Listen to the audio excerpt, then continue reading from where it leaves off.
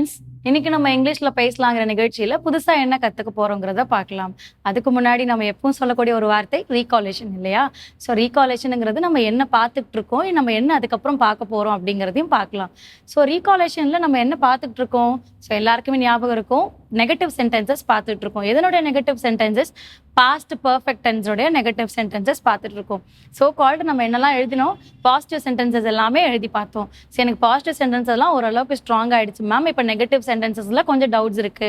எப்படி எனக்கு முடிக்கல இல்லை பண்ணலை அப்படிங்கிற விஷயத்த எப்படி கம்யூனிகேட் பண்ணலாம், எப்படி தெரியப்படுத்தலாம் அப்படிங்கிறதுல எனக்கு ப்ராப்ளம் இருக்கு. அப்படிங்கிறதுனால தான் நம்ம என்ன பண்றோம், நெகட்டிவ் சென்டென்சஸ் அப்படிங்கிறது தனியாக பார்த்துட்டு இருக்கோம்.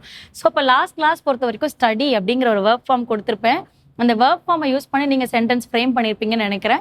ஸோ சொல்லக்கூடிய ஒர்க் ஃபார்ம்ஸ் எல்லாம் எல்லாத்தையுமே என்ன பண்ணுங்கள், சென்டென்ஸ் ஃப்ரேம் பண்ணுறது மட்டும் இல்லாமல் நீங்கள் பேசும்போதோ இல்லை டெக்ஸ்ட் பண்ணும் போதோ இல்லை எழுதும் போதோ அந்த வார்த்தைகளை பயன்படுத்துங்க. எவ்வளோக்கு எவ்வளோ அந்த வார்த்தைகளை பயன்படுத்துறீங்களோ அவ்வளோ உங்களுக்கு ஈஸியாக ப்ராக்டிஸ் வந்துடும். சீக்கிரமே நீங்களும் இங்கிலீஷ் பேச ஆரம்பிச்சிடலாம். ஸோ இன்னைக்கான ஒர்க் ஃபார்ம் என்ன வச்சுருக்கேன், அதை எப்படி ஃப்ரேம் பண்ணலாங்கிறத பார்க்கலாம். ஸோ இன்னைக்கு நம்ம பார்க்க போகிறது பாஸ்ட் பர்ஃபெக்ட்ல எழுத போகிற நெகட்டிவ் சென்டென்ஸ், அதை எப்படி எழுதலாங்கிறத பார்க்கலாம் வாங்க.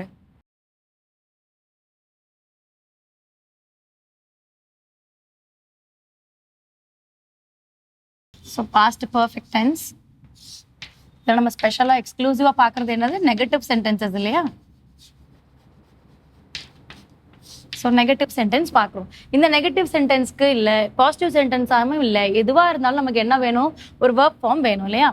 ஸோ ஒர்க் ஃபார்ம்ஸ் என்ன வேணும்? V1, V2, V3. இங்கே நான் எடுக்க போகிற ஒர்க் ஃபார்ம் என்ன அப்படின்னா லிவ் அப்படிங்கிறது தான்.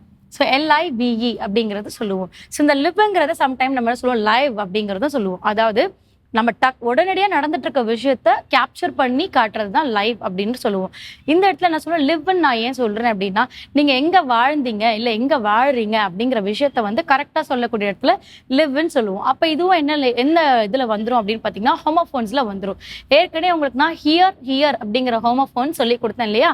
ஸோ அதே போல் தான் லிவ் லைவ் அப்படிங்கிற மாதிரி வரும். அப்போ இங்கே லிவ் அப்படிங்கும் போது என்ன அப்படின்னா, ஜென்ரலாக சொல்லணும் அப்படின்னா வாழ்க அப்படிங்கிறத சொல்லுவாங்க.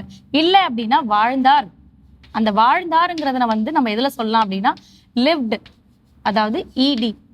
நம்ம V2, V3 ரெண்டுலையுமே என்ன சொல்லலாம் அப்படின்னா வாழ்ந்தார் அப்படிங்கிறத சொல்லலாம். அப்போ வாழ்ந்தாருங்கும் போது நம்ம என்னன்னா அந்த இடத்துல அவங்க வாழ்ந்தாங்க அப்படிங்கிற சொல்றது தான். அப்போ லிவ்ட் V2, V3. அப்போ உங்களுக்கு லிவ் அப்படிங்கும் போது என்ன வரும், வாழ்க அப்படிங்கிறது வரும். ஸோ V2 and V3 நீங்க எடுக்கும் போது வாழ்ந்தார் அப்படிங்கிறது வரும். வாழ்ந்தார் சரி, எங்க வாழ்ந்தாங்க அப்படிங்கறத சொல்லணும். அண்ட் தென் நீங்க ப்ரொனவுன்ஸ் பண்ணக்கூடியது, உச்சரிக்கிறது ரொம்ப முக்கியம். அந்த லிவ்டு இது எப்படி மேம் நான் கரெக்டா இந்த இடத்துல லிவ்னு சொல்லணும், இந்த இடத்துல லைவ்னு சொல்லணும் அப்படின்னு கேட்டீங்கன்னா, இந்த லிவ் அப்படிங்கிற இடத்துல நீங்க பிளேஸ் எந்த இடத்துங்கள்லாம் இடங்களை குறிக்குதோ அந்த எல்லா இடத்துலயுமே நீங்க என்ன சொல்லலாம், லிவ்ங்கிறத சொல்லலாம். இது ஒரு ஷூட்ஸ், அதாவது ஷூட்ஸ்ங்கும் போது நீங்க சேனல்ஸ் வைஸோ இல்லை ஏதோ வீடியோ பார்க்குறீங்க, something which is going on, அதாவது டைரக்டா நடக்கிறத நீங்க நேரடியா பார்க்குறீங்க, நேரடி காணொலின்னு சொல்லுவாங்க இல்லையா? அந்த மாதிரி இடங்களை நீங்க என்ன சொல்லலாம், லைவ் அப்படிங்கிறத சொல்லலாம். ஓகே, ஸோ அப்போ லிவ்டு. ஸோ இப்போ இந்த ஒர்க் ஃபார்மை வச்சு நம்ம எப்படி சென்டென்ஸ் ஃப்ரேம் பண்ணலான்னு பார்க்கலாம். சென்டென்ஸ் ஃப்ரேம் பண்றதுக்கு நமக்கு யார் வேணும், இந்த பெஸ்ட் ஃப்ரெண்ட் ஆஃப் சப்ஜெக்ட் நமக்கு வேணும் இல்லையா? நம்ம கிட்ட சப்ஜெக்ட்ஸ்ல யாரெல்லாம் இருக்காங்க, I, we, you, they, he, she. So இவங்க எல்லாருமே நமக்கு சப்ஜெக்ட்ஸில் இருக்காங்க இல்லையா? ஸோ இவங்க கூட நம்ம யாரையும் எடுக்கலாம், இவங்க மட்டும் இல்லாமல் நேம்ஸும் சேர்ந்து எடுக்கலாம். ஸோ நேம்ஸ் அப்படின்னு வரும்போது நான் என்ன எடுக்கிறேன் அப்படின்னா ராம் அப்படின்ற கேரக்டர் எடுக்கிறேன். இப்போ உங்களுக்கு இன்னொரு நேம் வேணும் அப்படின்னா ரம்யா அப்படின்ற கேரக்டரை நான் எடுக்கிறேன். ஸோ ராம், ரம்யா அப்படிங்கிற ஒரு 2 நேம்ஸ் எடுத்திருக்கேன். நீங்கள் எது நேம்ஸ் வேணுமோ நீங்கள் ஃப்ரேம் பண்ணிக்கலாம். ஸோ ரூல் பிரகாரம் ஒரு சப்ஜெக்ட் எடுத்தாச்சு. So after the subject of a rule நமக்கு யார் இருக்காங்க, next friend of AV. So AV நமக்கு என்ன கொடுப்பாரு, ஹேட் அப்படிங்கிற ஒரு விஷயத்த கொடுப்பாரு இல்லையா? ஸோ அப்போ ஹேட் யார் கொடுப்பாங்க, AV தான் கொடுப்பாங்க. ஸோ இப்போ நம்ம பார்க்குறது இங்கே என்ன பார்த்துட்டு இருக்கோம், நெகட்டிவ் பார்த்துட்டு இருக்கோம். அப்போ நமக்கு AV கூட யார் சேர்ந்து வரணும், நெகட்டிவும் சேர்ந்து வரணும். ஸோ அப்போ நெகட்டிவ் நமக்கு என்ன கொடுப்பாரு, நாட் அப்படிங்கிறத கொடுப்பாரு இல்லையா? அப்போ நமக்கு என்னெல்லாம் கிடைச்சிருச்சு, ஆஸ் பர் ரூல் பிரகாரம் ஒரு சப்ஜெக்ட் கிடைச்சிருச்சு, சப்ஜெக்டோட சேர்ந்து ஏவிங்கிறதும் கிடைச்சிருச்சு, ஹேடுங்கிறது. அண்ட் தென் நெகட்டிவ்ங்கிறதுனால நாட்டுங்கிறது நமக்கு கிடைச்சிருக்கு. ஸோ இவங்க கூட நம்ம யாரை ஆட் பண்ணுவோம், V3. ஸோ V3 என்ன கொடுப்பாங்க, PP, பாஸ்ட் பார்ட்டிசிபிள கொடுப்பாங்க இல்லையா? அப்போ நான் என்ன பண்ணுறேன் இந்த இடத்துல V3. அப்போ ஒரு சப்ஜெக்ட் ஒரு வேர்ப், அதாவது எக்ஸிலரி வேர்ப் ஹேட் எடுக்கிறேன், நெகட்டிவ் நாட் எடுக்கிறேன், அண்ட் தென் V3 எடுக்கிறேன். அப்போது she had not lived. So அவங்க வந்து இங்கே வாழலை. ஷீ ஹேட் நாட் லிவ்னா அவங்க இங்கே வாழலை அப்படிங்கிறது. ஷீ ஹேட் லிவ்ட் அப்படின்னா அவள் இங்கே வாழ்ந்தார் அப்படிங்கிறது. அதாவது அவங்க வந்து இங்கே வாழ்ந்தாங்க அப்படிங்கிறதுலாம் இல்லையா. ஸோ அதை எப்படி எழுதலான்னு பாருங்க. எக்ஸாம்பிள்